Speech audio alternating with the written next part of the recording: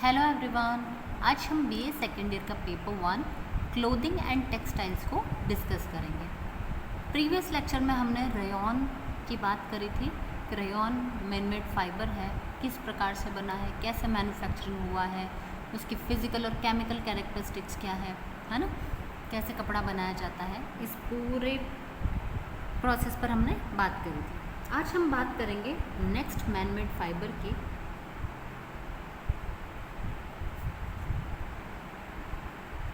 उसका नाम है नायलॉन। ठीक है, ये जो नायलॉन है ना, इसको थर्मोप्लास्टिक फाइबर भी कहा जाता है। ठीक है, और सिंथेटिक फाइबर भी कहते हैं। ठीक है, थर्मोप्लास्टिक फाइबर वो होते हैं जो हाई टेम्परेचर को भी सहन कर लेते हैं।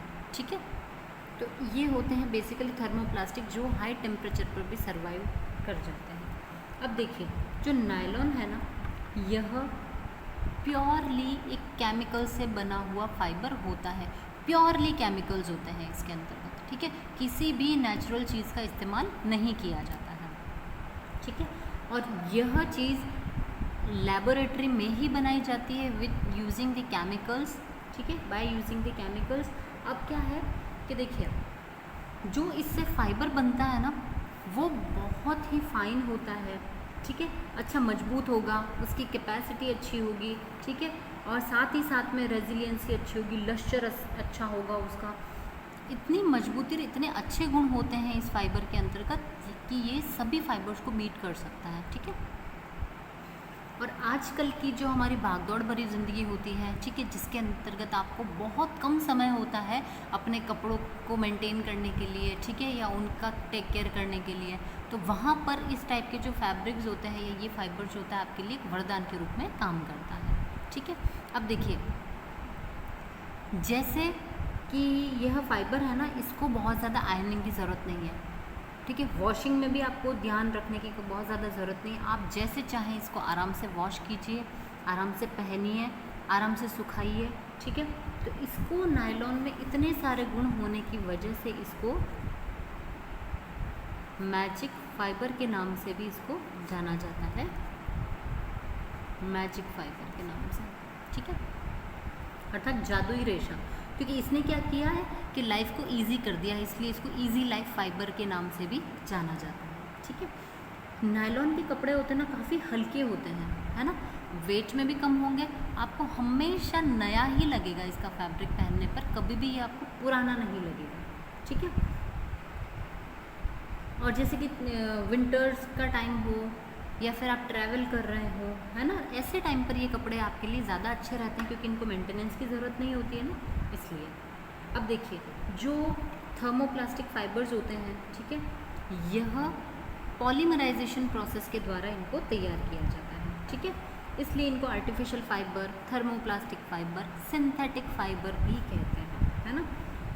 इसके अलावा बहुत सारे ऐसे सिंथेटिक या मैन-मेड फाइबर्स है जिनका निर्माण किया गया हुआ है। ठीक है, जैसे कि नायलॉन हो गया, है ना, जिसकी तो हम बात कर ही रहे हैं। नायलॉन है, आर्लॉन है, डेक्रॉन है, ठीक है, एक्रिलॉन का है, विनाइल का फैब्रिक है, पॉलिएस्टर का फैब्रिक है। ऐसे बहुत सारे फैब्रिक्स हैं जो कि मैन-मेड हैं, प्योरली केमिकल से बने हुए हैं और अच्छे भी हैं पहनने में। ठीक है, इसकी हम हिस्ट्री की बात करें अगर, कि नायलॉन कहाँ से आया है या किसने बनाया है इसे। ठीक है, तो देखिए, 20th सेंचुरी में बना था ये बेसिकली, और इसको बनाने का श्रेय जो था ये ड्यूपॉन्ट कंपनी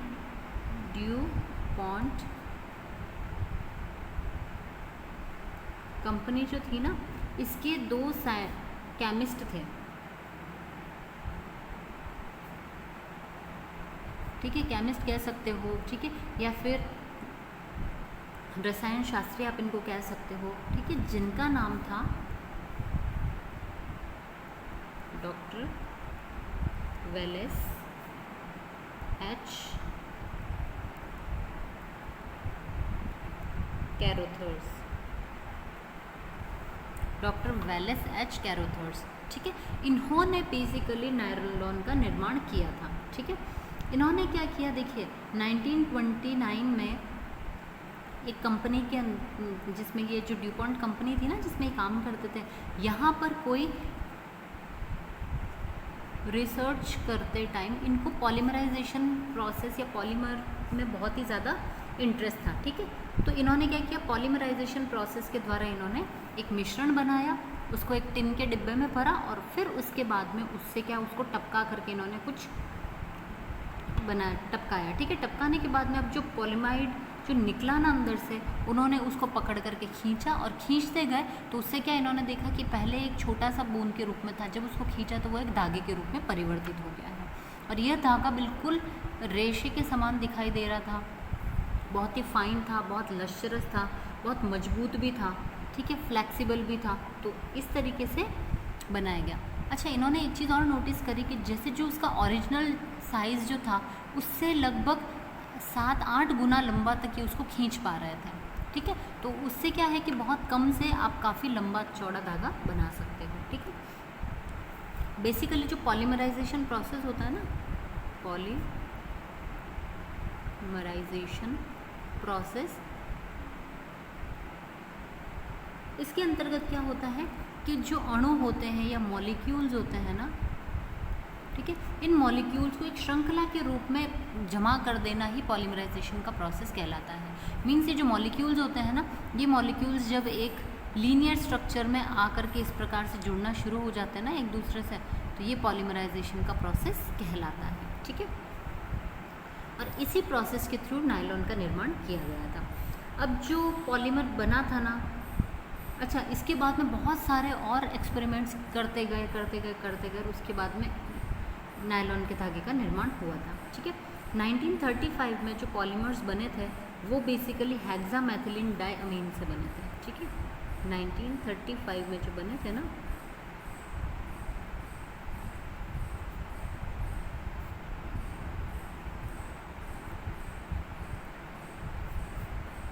डायअमीन है ना, इससे और एडिपिक अम्ल से या एसिड, ठीक है, इससे बने हुए थे, ठीक है। इसमें क्या था कि दोनों जो केमिकल्स हैं इसके 6 मॉलिक्यूल्स या 6 अणु परमाणु इसके अंतर्गत विद्यमान थे। इनको जब जोड़ा ना तो इस पॉलीमर को नाम दिया गया पॉलीमर 66, क्योंकि 6 दोनों के थे इसलिए, ठीक है। ये 66 नाम दिया गया। तो पहले नायलॉन को पॉलीमर 66 के नाम से जाना जाता था, ठीक है। और उसके बाद में 1938 में, ठीक है, इसका नाम नायलॉन रखा गया था। इसके पहले तक इसको पॉलीमर 66 के नाम से ही इसे जाना जाता था, ठीक है। अब इसका कोई नायलॉन का कोई ऐसे मीनिंग नहीं होता है कि नायलॉन का मतलब ये होता है या इस प्रकार का फाइबर है। नायलॉन बेसिकली ऐसे ही इसको नाम रखा गया था इसका, ठीक है। अब देखिए, अब हम बात करेंगे, अच्छा हाँ, जो नायलॉन है ना, ये इतना डिमांडिंग फाइबर है कि आज अगर आप मार्केट में निकलोगे तो नायलॉन फैब्रिक के आपको इतने कपड़े, इतने सामान मिलेंगे कि आप उसको मतलब सोच भी नहीं सकते उसके बारे में। और इसकी सर्विसिबिलिटी भी बहुत अच्छी होती है, इसलिए इसको बहुत ज़्यादा प्रेफर किया जाता है, ठीक है। सिंथेटिक है तो बहुत ज़्यादा मेंटेनेंस की ज़रूरत नहीं है, ये धूप से, बारिश से, पानी से किसी से ख़राब नहीं होता है, इसलिए लोग इसको प्रेफर भी बहुत ज़्यादा करते हैं और ये लंबे समय तक चलने वाला होता है, ठीक है। तो इसी वजह से क्या है, नायलॉन की पॉपुलैरिटी है वो बहुत ज़्यादा इसीलिए बढ़ गई। अब हम बात करेंगे मैन्युफैक्चरिंग ऑफ नायलॉन। नायलॉन की मैन्युफैक्चरिंग कैसे की जाती है, तो देखो इसके कुछ स्टेप्स हैं जिसमें इस प्रोसेस को कंप्लीट किया जाता है, जिसमें सबसे पहला आता है हमारे पास में पॉलीमराइजेशन प्रोसेस, ठीक है। इसको हिंदी में पॉलीमराइजेशन प्रक्रिया कहा जाता है, ठीक है। अब देखिए, जो नायलॉन रेशे का जो निर्माण होता है ना, यह एक केमिकल प्रोसेस है जो कि थोड़ी सी कॉम्प्लेक्स प्रोसेस होती है, ठीक है। इसमें बेसिकली कार्बन है, हाइड्रोजन है, ऑक्सीजन है, नाइट्रोजन है, इन सभी को एक प्रॉपर अमाउंट में लेना और एक सही अनुपात में इनको संगठित और व्यवस्थित कर दिया जाता है, ठीक है। तो उसके बाद नायलॉन बनता है। अब यह डिपेंड करता है, ठीक है, कि किस जैसा अनुपात लिया जाएगा ना, उसी तरीके का आपके पास में क्या बनेगा, जो नायलॉन का फाइबर है या फैब्रिक है वो उसी प्रकार का बनेगा, ठीक है।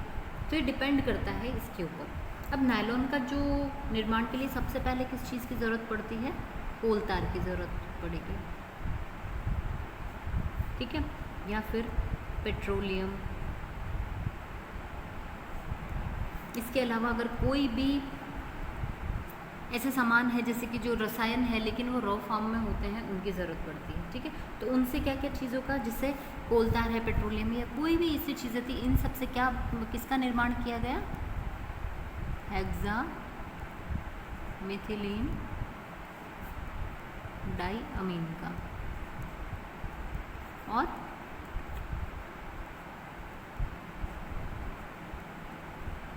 ठीक है, एडिपिक एसिड, इनका इससे निर्माण किया गया। अच्छा, ये निर्माण किससे किया गया, हमको पता चल गया कि जो भी नेचुरल हमारे पास में रॉ मटेरियल थे या पुरानी चीज़ें थी, उनसे इसका निर्माण किया गया, ठीक है। इनका निर्माण करने के बाद में क्या है, इनको मिलाया जाता है, ठीक है। मिलाने से क्या होता है, नायलॉन सॉल्ट्स बनते हैं, ठीक है। इन दोनों को मिलाया, हेक्सामेथिलीन डाइअमीन प्लस एडिपिक एसिड, दोनों को मिलाने से क्या हुआ, नायलॉन सॉल्ट्स बने, ठीक है। ये जो नायलॉन सॉल्ट बनता है ना, इसको क्या किया जाता है, ऑटोक्लेव में रख दिया जाता है। ऑटोक्लेव का जो टेम्परेचर होता है ना, ये बहुत हाई होता है। हाई टेम्परेचर पे इन चीज़ों को गर्म करने के लिए ऑटोक्लेव का यूज़ किया जाता है, ठीक है। यह बेसिकली आपको एक प्रेशर कुकर टाइप का एक उपकरण या आप कह सकते हो एक यंत्र वो दिखाई देता है, ठीक है, जिसके अंतर्गत ये काम किया जाता है ना। अब क्या है, इसको जब गर्म किया जाता है ना, तो इसके जो छोटे छोटे अणु होते हैं, ये सब मिल करके एक क्या करते हैं, एक चेन फॉर्म में बन जाते हैं, ठीक है। बड़ी श्रृंखला बना लेते हैं अपने, काफ़ी लंबी। तो जब यह इस तरीके से लंबी एक चेन बनाने लग जाते हैं, तो ये लीनियर सुपर पॉलीमर के नाम से इनको जाना जाता है, ठीक है। अब क्या किया जाएगा, ये जो पॉलीमर बना है, अब इसको कास्टिंग व्हील के ऊपर डाल दिया जाएगा, ठीक है। कास्टिंग व्हील के ऊपर इसको डाल दिया जाता है। तो ये जब बहाते हैं ना, तो ये कैसी फॉर्म में आ जाता है, एक रिबन फॉर्म के अंतर्गत आ जाता है। रिबन के समान आपको दिखने लग जाता है। रिबन बना, अब इस रिबन को क्या किया जाएगा, ठंडे पानी के अंदर डाल देते हैं। ठंडे पानी में डालने से क्या होता है कि ये चीज़ें जम जाती हैं, ठीक है। जब ये जम जाएगी ना, तो जम जाने के बाद में क्या किया जाएगा, अब ये थोड़ी सी सॉलिड फॉर्म में आ जाएगी। इस सॉलिड फॉर्म को कैसे कर लेते हैं, हम कट कर लेते हैं, ठीक है। छोटे छोटे टुकड़ों में इसको काट लेते हैं। तो काट लेने के बाद में जो रिबन्स होते हैं ना, इनको फ्लेक्स के नाम से जाना जाता है, ठीक है, फ्लेक्स कहलाते हैं।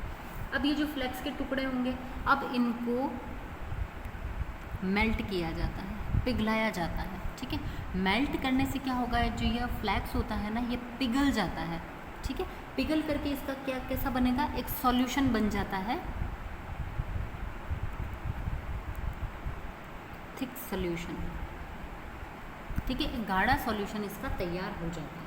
अब ये जो गाढ़ा सॉल्यूशन है ना, इसको क्या करेंगे, स्पिनरेट से पास किया जाएगा,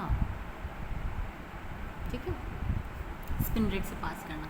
अब देखिए, यहाँ तक का जो प्रोसेस था, ये थिक सॉल्यूशन बना, इसको स्पिनरेट से पास करना है, ठीक है, मेल्ट करना है। ये कुछ कुछ प्रोसेसेस हमने रेयॉन में भी इसी टाइप से इनको पढ़ा था, ठीक है। तो क्या है कि जो मैन मेड फाइबर्स होते हैं ना, इनके अंतर्गत ये वाले प्रोसेस लगभग सेम ही आता है, ठीक है। तो बाद में देखा क्या किया हमने, इसको हम एक फ्लो चार्ट के फॉर्म में एक बार फिर से पढ़ लेंगे, ठीक है। अब देखिए, सेकंड प्रोसेस में क्या करेंगे, स्पिन रेट में जो हमने डाला था, तो यहाँ पर स्पिन रेट से क्या किया जाएगा, रेशो को बाहर निकालेंगे, ठीक है।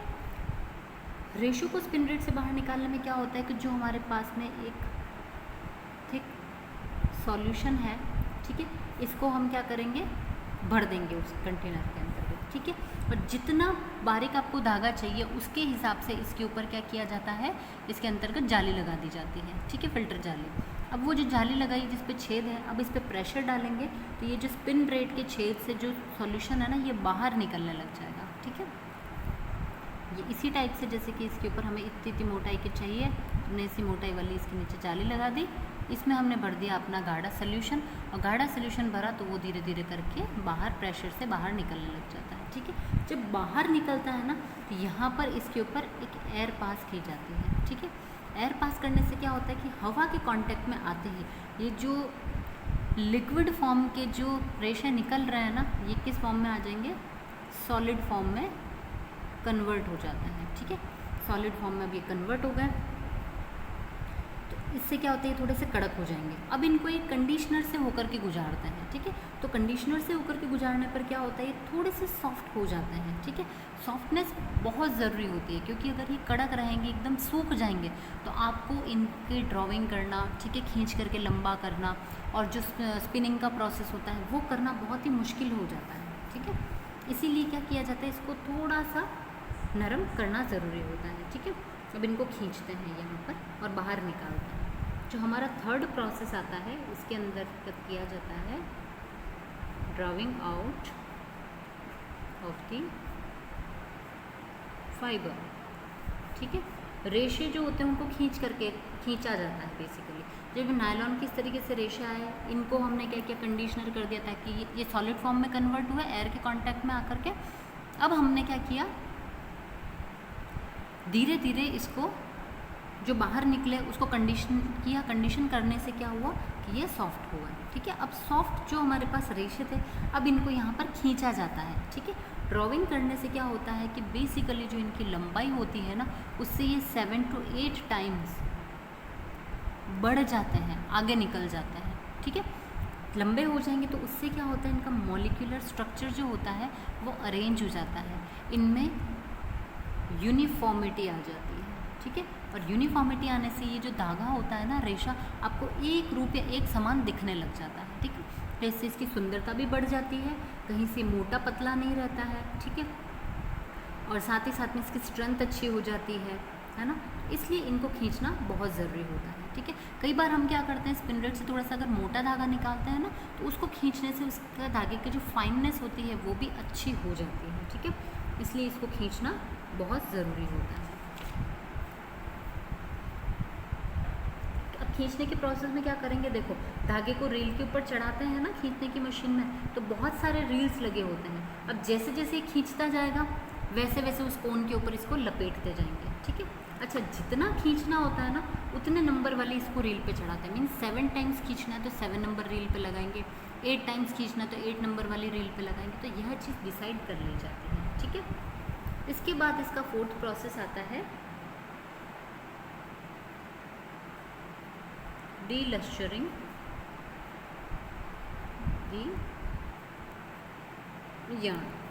ठीक है, डीलस्चरिंग की जाती है, मीन्स इसकी चमक कम की जाती है। जैसे कि रेयॉन का फाइबर भी बहुत ही ज़्यादा चमक वाला होता है, उसकी चमक को कम करना पड़ता है।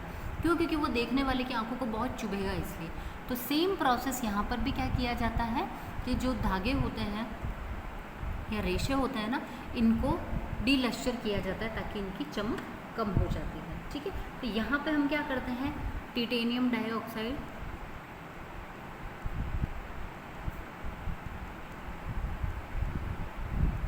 टिटेनियम डाइऑक्साइड का यूज़ हम रेयॉन के लिए भी करते हैं, है ना। इसका यूज़ किया जा सकता है, बेरियम सल्फेट का यूज़ इसमें किया जा सकता है। ठीक है, जिंक ऑक्साइड का इसमें यूज़ किया जा सकता है। ठीक है, ये सारे जो केमिकल्स होते हैं ना, ये क्या करते हैं, नायलॉन के गोल जो बनाना है या फिर वो जो थिक सॉल्यूशन बनाते हैं उसी में इसको मिला दिया जाता है। जैसे हम रेयॉन में भी यही प्रोसेस करते हैं, तो मिला देने से क्या होता है, इसके सॉल्यूशन के अंतर्गत ये मिल करके उसको डीलस्चर कर देते हैं, उसकी चमक को कम कर देते हैं। ठीक है, तो आपके लिए क्या है, बहुत ही आसान हो जाता है कि आपको आफ्टर ये जो पूरा फाइबर बन जाता है उसके बाद आपको आफ्टर प्रोसेस इसको नहीं करना पड़ा है। ठीक है, अब देखिए ये तो था जो हमारा नायलॉन का मैन्युफैक्चरिंग प्रोसेस हमने पढ़ लिया। ठीक है, इसके बाद में आपका जो धागा बन जाता है और फिर उसको काम में लिया जाता है। अब हम इसको एक बार फिर से रिवाइज करते हैं कि नायलॉन प्रोसेस किस, नायलॉन का जो फाइबर बनता है वो किस तरीके से बनाया जाता है। ठीक है, तो देखिए सबसे पहले आपको पता है कि हेक्सा मिथिलीन डाई अमीन प्लस एडिपिक एसिड, इन दोनों को मिला लिया जाता है। ये कहाँ से हम प्राप्त करते हैं? हम कोल तार से, पेट्रोलियम से, या रॉ कोई भी ऐसी चीज़ें होती है प्राकृतिक चीज़ें, इनसे प्राप्त किया जाता है। ठीक है, इनको मिला लेते हैं तो इससे हमारा बन जाता है नायलॉन सॉल्ट बन जाता है। ठीक है, नायलॉन सॉल्ट बना। इस नायलॉन सॉल्ट को क्या किया जाता है? ऑटोक्लेव किया जाता है। ऑटोक्लेव मीन्स हाई टेम्परेचर पर इसको गर्म किया जाता है ना। हाई टेम्परेचर पर जब इसको गर्म किया जाता है तो इससे लीनियर सुपर पॉलीमर बन जाता है ना। लीनियर सुपर पॉलीमर बना। अब इसको क्या करते हैं? कास्टिंग व्हील के ऊपर से गुजारते हैं।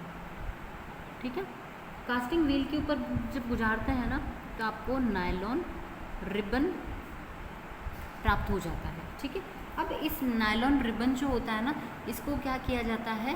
कोल्ड वाटर में डिप कर देते हैं। ठीक है, कोल्ड वाटर में डिप करने से ये कैसे बन जाते हैं? सॉलिड फॉर्म में आ जाएगा आपका। ठीक है, अभी इसका जो सॉलिड फॉर्म कन्वर्ट हुआ है, इस सॉलिड फॉर्म को क्या कर लिया जाता है? कट कर लिया जाता है। Cut into small pieces. ठीक है, तो यह आपका क्या कहलाता है? फ्लैक्स कहलाता है इसके बाद। ठीक है, अब नायलॉन फ्लैक्स हो गया। अब इस नायलॉन फ्लैक्स को क्या किया जाता है? मेल्टिंग की जाती है, इसकी मेल्ट करके पिघला देते हैं। तो हमको क्या प्राप्त होता है? एक थिक सॉल्यूशन आपको प्राप्त होता है, या एक थिक कोलाइडल गोल भी आप कह सकते हो, जो आपको प्राप्त हो जाता है। इसको हमने पास किया कहाँ पर? स्पिनरेट में।